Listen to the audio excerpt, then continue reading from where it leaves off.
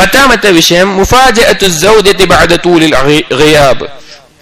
ഒരുപാട് കാലത്തെ ഒരു ഗ്യാപ്പിന് ശേഷം, അതായത് ഒരു യാത്ര അല്ലെങ്കിൽ വേറെ എന്തെങ്കിലും സ്ഥലത്തേക്ക് പോയി അങ്ങനെ ഒരു ഇടവേളയ്ക്ക് ശേഷം ഭാര്യയെ അറിയിക്കാതെ പെട്ടെന്ന് ഭാര്യയുടെ അടുത്തേക്ക് വരിക എന്നുള്ളത് റസൂലുള്ളാഹി സ്വല്ലല്ലാഹു അലൈഹി വസല്ലം പ്രത്യേകം ആ വിഷയത്തിൽ നിശ്ചയിച്ച. ചില ആളുകൾ സർപ്രൈസ് കൊടുക്കുക എന്ന് പറഞ്ഞിട്ട് ദുബായിൽ നിന്ന് വരുമ്പോ അല്ലെങ്കിൽ ഗൾഫിൽ നിന്ന് വരുമ്പോ പെട്ടെന്ന് ഭാര്യയുടെ അടുത്തേക്ക് വരുന്ന അവസ്ഥ, ചില ആധുനികരായിട്ടുള്ള ചിന്തകൾ നമ്മുടെ മുസ്ലിങ്ങളിൽ വരെ, കുറച്ച് ദീനി പോലുള്ള ആളുകളിൽ വരെ ചില സമയത്ത് അത് അങ്ങനെ ചെയ്താൽ ഒരു സർപ്രൈസ്, ഒരു സന്തോഷമുള്ള കാര്യം ആ നിലക്ക് ചെയ്യാറുണ്ട്.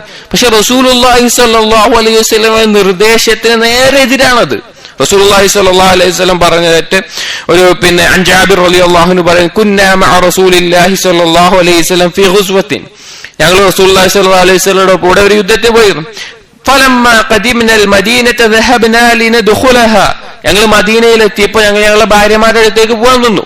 അപ്പൊ റസൂലുള്ളാഹി സ്വല്ലല്ലാഹു അലൈഹി വസല്ലം അംഹിലു പറഞ്ഞു, അംഹിലു ലാ തദ്ഖുലൂ ലൈല യഅനി ഇശാൻ ഹത്താ തംതശിത അശ്ശഇഫ വതസ്തഹിദ്ദൽ മുഗീബതു.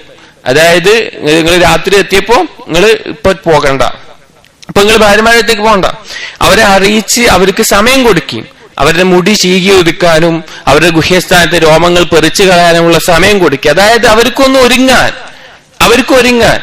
ഭാര്യമാർക്ക് സ്വാഭാവികമായിട്ടും ദൂരയാത്ര കഴിഞ്ഞ ഭർത്താക്കന്മാർ ഭാര്യമാരുടെ അടുത്ത് എത്തുമ്പോൾ അവരുടെ ആഗ്രഹം എന്തായിരിക്കും എന്നുള്ളത് സ്വാഭാവികമാണ്. ഒരുപാട് കാലത്തൊരു യാത്രയ്ക്ക് ശേഷം ഭാര്യയെ കാണുമ്പോൾ അപ്പൊ പെട്ടെന്നുള്ള വരവിൽ ഭാര്യയുടെ അവസ്ഥ ജോലി തിരക്കിലാവാം, അല്ലെങ്കിൽ മാനസികമായിട്ടോ ശാരീരികമായിട്ടോ ഭർത്താവിനെ വരവേൽക്കാനുള്ള ഒരു തയ്യാറെടുപ്പിലായിരിക്കില്ല അവർ, അതിനുള്ള മാനസികാവസ്ഥയിലായിരിക്കില്ല.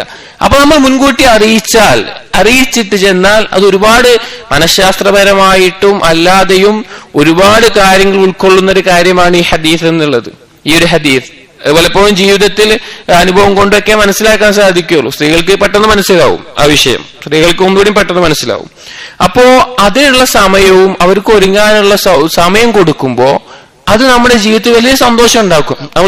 നമ്മൾ യാത്ര കഴിഞ്ഞ് ഭാര്യയുടെ അടുത്തേക്ക് ചെല്ലുമ്പോ ഭാര്യ അറിഞ്ഞിട്ടില്ല, ഭാര്യ വല്ല അടുക്കളത്തെ പണിയിലോ അല്ലെങ്കിൽ വേറെ എന്തെങ്കിലും വേഷത്തിലും ഒരു പുരുഷൻ എന്ന നിലക്ക് വളരെയധികം വിഷമായിരിക്കും.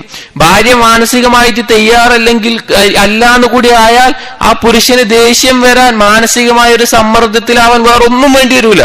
വളരെ വലിയൊരു വിഷയമാണത്. അപ്പൊ അത് നമ്മൾ പ്രത്യേകം ശ്രദ്ധിക്കുക. നമ്മൾ ദൂരയാത്ര കഴിഞ്ഞിട്ട് ദിവസം പോകുന്ന യാത്രകളല്ല ഈ പറയുന്നത്.